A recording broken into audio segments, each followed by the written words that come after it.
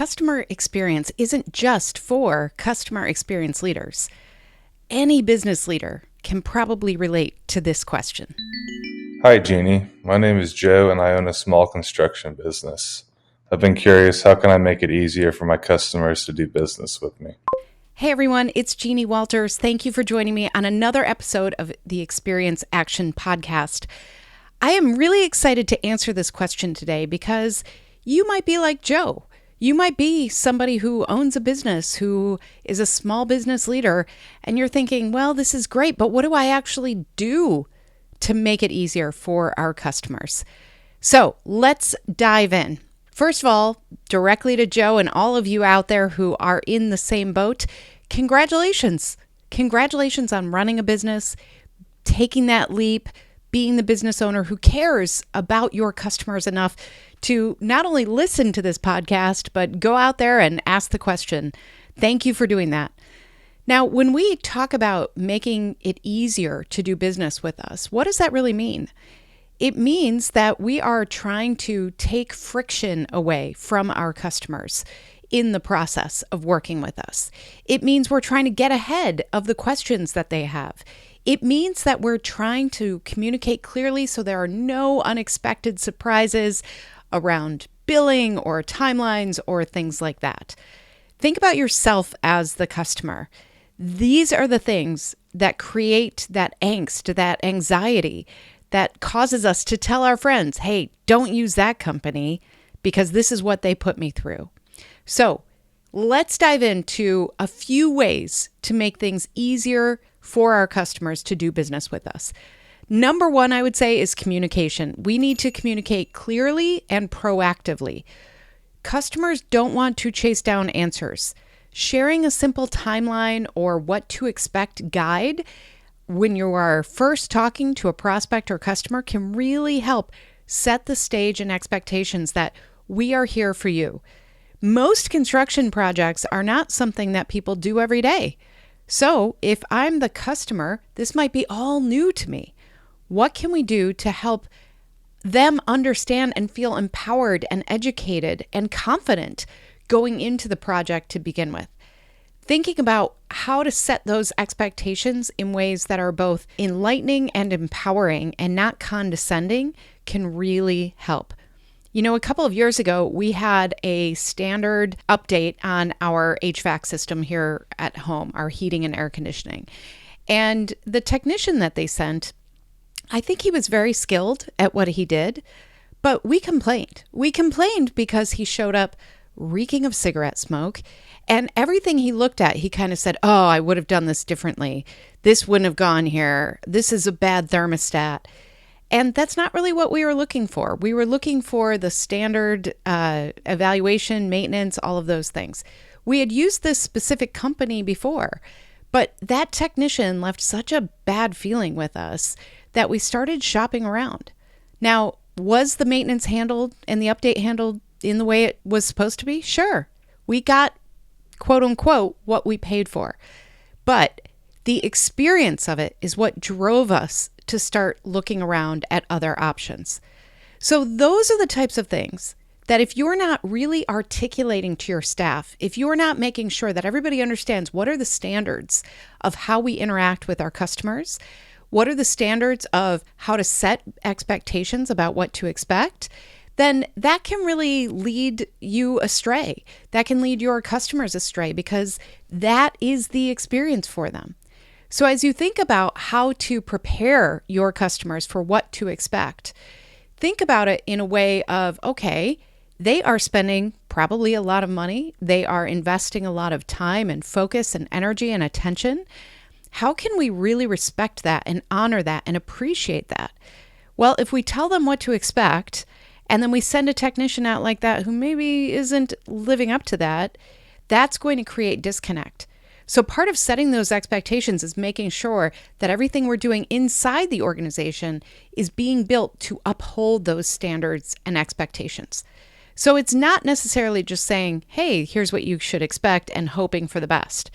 You have to look inside your organization and make adjustments to make sure that you are operating and delivering in the way that you've promised to your customers as well. But if you can communicate proactively and clearly from the beginning, that's already going to put you ahead of some of your competition. Now, the other thing I'll say here is that when it comes to communication, we want to simplify. We want to simplify paperwork and payments and things that are going to happen. If we are sending quotes back and forth, if we are looking at contracts that are looking like the old yellow pages, we want to make things very simple for our customers. If you're still using lots of hard copy paper, it might be time to start looking at, are there digital options here that we can send to our customers? Can they go ahead and sign the contract on their mobile phone? How can we make it as simple and straightforward for them? When it comes to payments, making sure that they understand what are the expectations, what is the timeline, is there a deposit? If so, how does that get applied or not? Making sure we are crystal clear about payment is so important. We also want to make sure that we are accessible to them. Now, in an environment like this, where a customer might have never gone through this process before, we want to make sure that we also assure them we're here for your questions and we can be available to you. So, what are the best ways to reach people? As customers, we probably all had the experience where we meet a salesperson or somebody, the first person that we meet, we really have a great relationship with them, and then we can never find them again because all we have is the 800 number. We're trying to get through and we're getting, the runaround from a company. We want to make sure that they understand who is accessible for what and why and what works best for them. Is it okay to text? Is it okay to email? Go ahead and find out the preferences of how your customers like to communicate as well. And then we also want to anticipate questions. Now, in any process like this, there will be times where things happen. There will also be times where maybe we've provided all of that upfront, here's what to expect, but then throughout the process, they forget. They've never been through this before. So instead of just assuming that they understand, actually look for where are those questions that we get no matter what. When we get those questions, what can we do to be proactive about it? This is about the time when customers start asking, are we on track? Are we on track for budget and timeline? Well, if we know that about, 2 weeks in is when we start getting that question, go ahead and send a proactive communication a week and a half in and say, you know what, just giving you a quick update. Everything is on track. We are looking good for our timeline and our budget. The more that we can do that by anticipating their questions, we're actually reducing their anxiety. When we can reduce anxiety, that helps them feel empowered, reassured, more confident in the partnership that they have with you. Make it feel like a collaboration that you are looking out for them. And then finally, we want to respect their time and space. We want to respect how they want to communicate. We want to just really go into this respecting that they are taking a risk with something like this. Anytime you sign up for a big project like construction or maybe renovations in your home or repairs, that means that you are really trying to make improvements in the space that you live in the space that you work in. Maybe you're building a new headquarters for your company. That's a big risk. We want to respect that they are taking a chance and that they have selected us. One of my favorite clients was a small construction company who specialized in things like hospitals and churches and schools. And they started ritualizing some of the big milestones because it takes a long time. People get antsy, people forget. So one of the things they did was when they put the first big beam down, they would invite the key stakeholders who had given the project the go-ahead to come in and sign the beam before they started building on top of it. It was a really special event because it marked the moment of, hey, we're doing this. This is really exciting, and you all are a part of it. It's a great way to show respect. They had other milestones too. Getting to certain points, they would make sure that they would communicate in a certain way to make sure that everybody who had basically stuck their neck out and said, yes, we want to do this, they were being acknowledged and appreciated in really powerful ways. So think about, how can you do that? How can you look for ways to appreciate and acknowledge the very people who have taken a chance? It's a risk for them. Let them know that you not only understand that, you celebrate that this is a collaboration and a partnership. So I hope that gives you a few ideas, Joe, and everybody else who's listening. But really, this comes back down to what we always say about customer experience here at Experience Investigators. Our CXI Navigator framework really takes the approach that we have to view this within our organizations as a mindset, a strategy, and a discipline.